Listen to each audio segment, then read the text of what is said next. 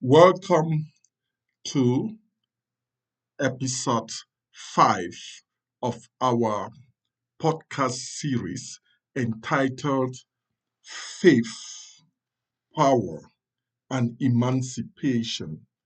This podcast is based on this book. Hello, everyone, and welcome back. My name is Professor Januarius Asongu, and I am delighted that you have joined me once again as we continue our journey through this book, Faith, Power, and Emancipation, Liberative Realism, and the Ethics of Truth and Freedom. If you have been following this series from the beginning, thank you for coming along on this intellectual and spiritual journey. If you are joining us for the first time, I encourage you to begin with episode 1, where I introduce the overall vision of the book. Each episode builds upon the previous one, and together they form a coherent exploration of faith, truth, power, and human freedom. Today marks an important milestone. Over the past 4 episodes, we have completed part 1 of the book entitled Foundations of Liberation. Before we begin today's discussion, let us briefly reflect on where we have come from. In chapter 1, we revisited the rich legacy of liberation theology. I argued that the first generation of liberation theologians made an indispensable contribution to Christian thought by restoring the prophetic conscience of the church. They reminded us that God hears the cry of the oppressed and that Christian faith can never remain neutral in the face of injustice. Yet, I argued that liberation theology must now enter a new stage of development, one that preserves its prophetic passion while becoming more attentive to truth, institutional responsibility, and the enduring complexity of power. In chapter 2, we explored the subject that is often neglected in discussions of liberation, that is, truth. Liberation requires more than righteous passion. It requires a commitment to reality. A movement that loses its commitment to truth eventually becomes captive to ideology. It was in that chapter that I introduced the philosophical architecture of critical synthetic realism, synthetic theological realism, and critical liberative theology as the intellectual pathway leading towards what I call liberative realism.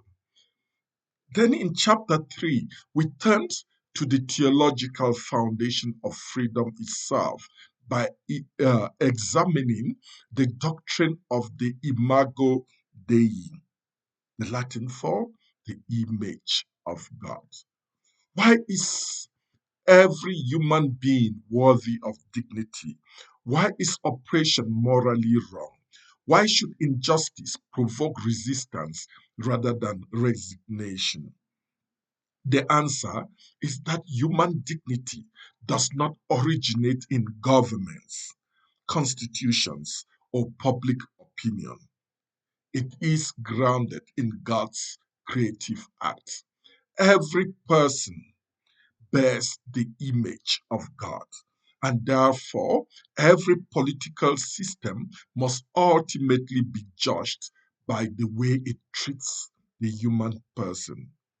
Together, those 3 chapters establish the foundation upon which the rest of the book is built. Without truth, there can be no justice. Without human dignity, there can be no authentic freedom. And without realism, liberation itself eventually collapses into another form of domination. Today, however, we turn a new page. We begin with part two of the book. This section bears the title Empire and the Crisis of Power. Notice that I did not simply call it empire, nor did I simply call it power. The phrase empire and the crisis of power reflects a fundamental conviction that runs through this book. The greatest political challenge of the 21st century is not merely that power exists, but that power has changed in ways that many of us failed to recognize. Power has never disappeared, it has evolved. And because power has evolved, theology must also learn to recognize its new forms. The title of today's chapter is Theology After Empire. At first glance, that title may seem strange. After all, has empire really disappeared? My answer is both yes and no. The great territorial empires of history, the Roman Empire, the British Empire, the French colonial empire, have largely passed away. But empire itself has not disappeared. Only its methods have changed. The Roman Empire conquered through military legions. European colonial empires governed through governors, administrators, and colonial armies. Today's empires often govern without occupying a single inch of territory. They govern through financial system. They govern through multinational corporations. They govern through technology. They govern through digital platforms. They govern through information. They govern through culture. And perhaps most importantly, they increasingly govern through the ability to shape how people perceive reality itself. This represents one of the central arguments of this chapter. Empire has become less visible, and because it has become less visible, it has become more difficult to resist. Throughout history, domination was relatively easy to identify. People knew when they were occupied. People knew when foreign soldiers controlled their cities. People knew who ruled them. Today, the situation is far more complex. A nation may possess a flag, a parliament, and even hold regular elections, yet still may find many of its important economic decisions shaped elsewhere. Citizens may enjoy unprecedented access to information while simultaneously becoming victims of sophisticated systems of manipulation.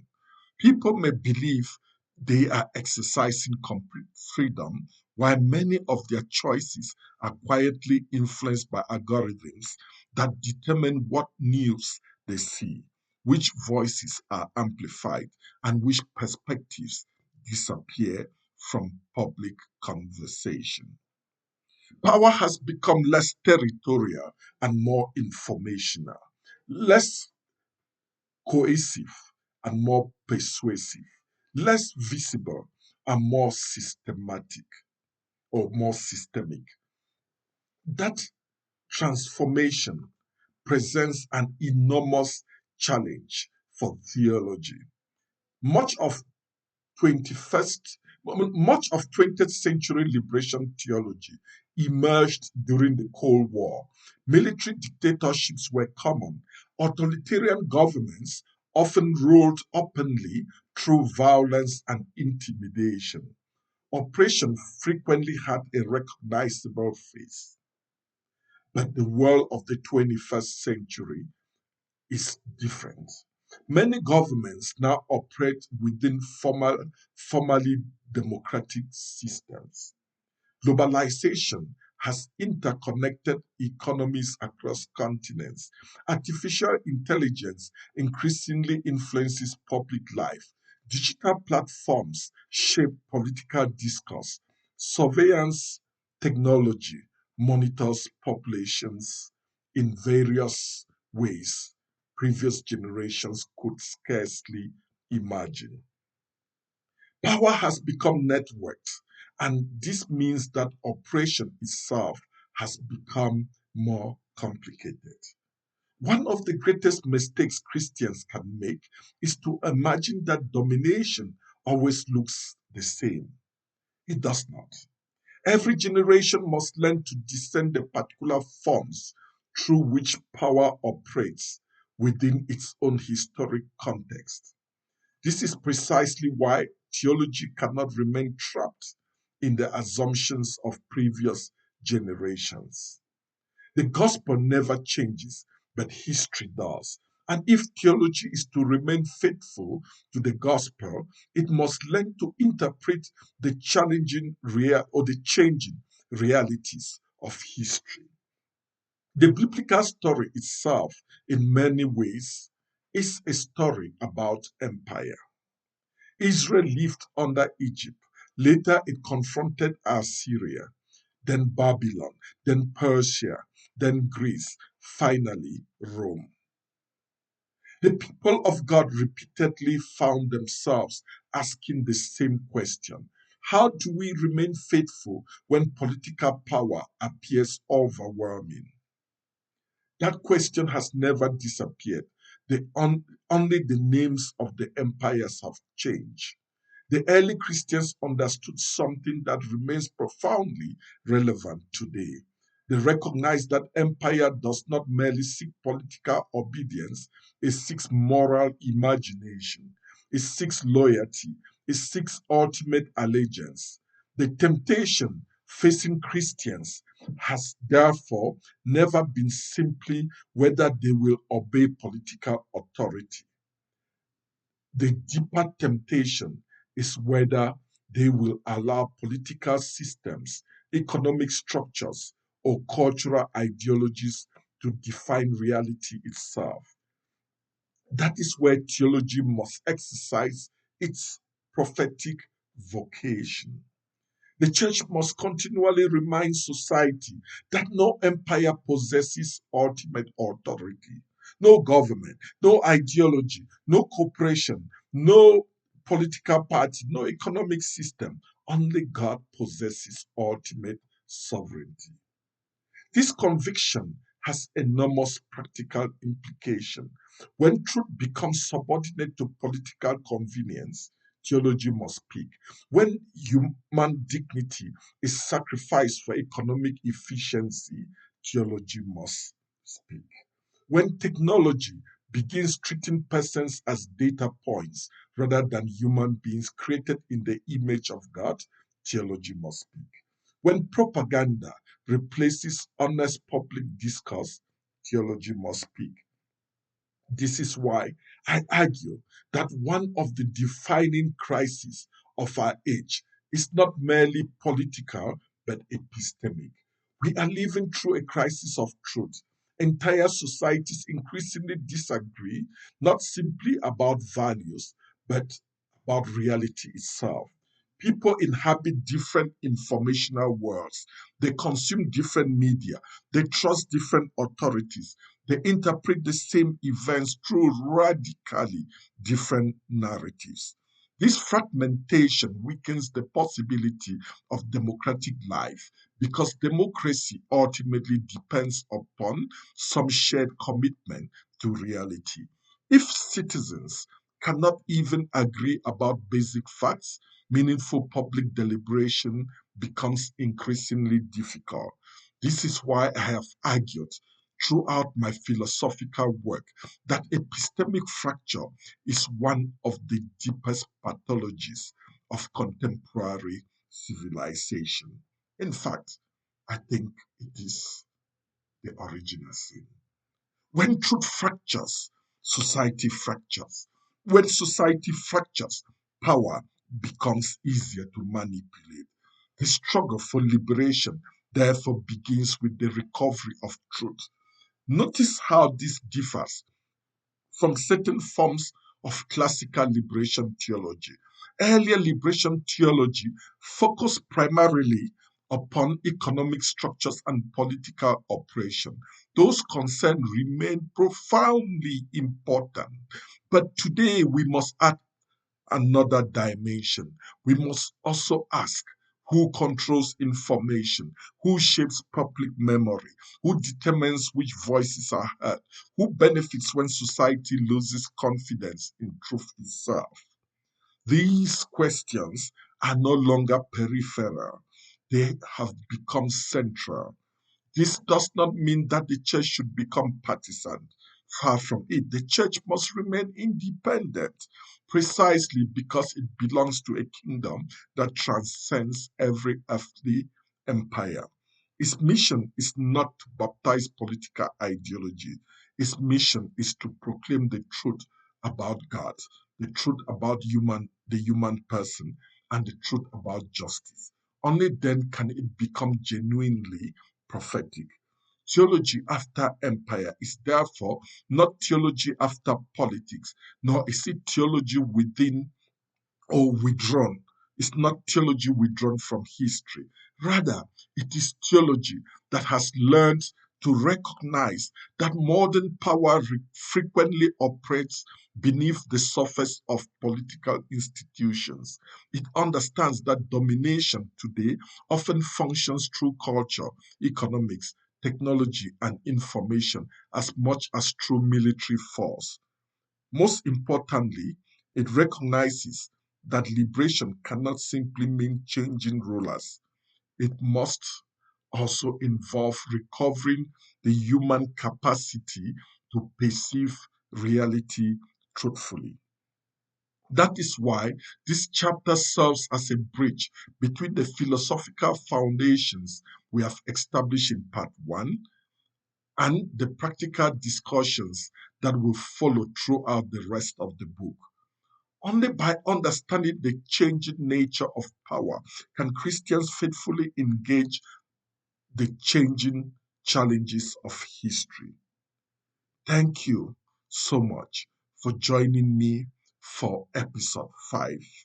In our next episode, we will examine why even the noblest revolutions can become instruments of oppression as we explore chapter 5, the limits of liberation, revolution, utopianism, and the problem of power. If you enjoyed today's episode, please like this video, subscribe to the channel, share it with friends and colleagues, and leave a comment below. I would love to hear your thoughts. And if you would like to explore these ideas in greater depth, I invite you to purchase Faith, Power, and Emancipation, Liberative Realism, and the Ethics of Truth and Freedom on Amazon or directly through my website, asongubooks.com, where you will find my other works, articles, and ongoing research. Until next time, may God bless you and may your pursuit of truth always deepen your commitment to justice and authentic human flourishing. Thanks.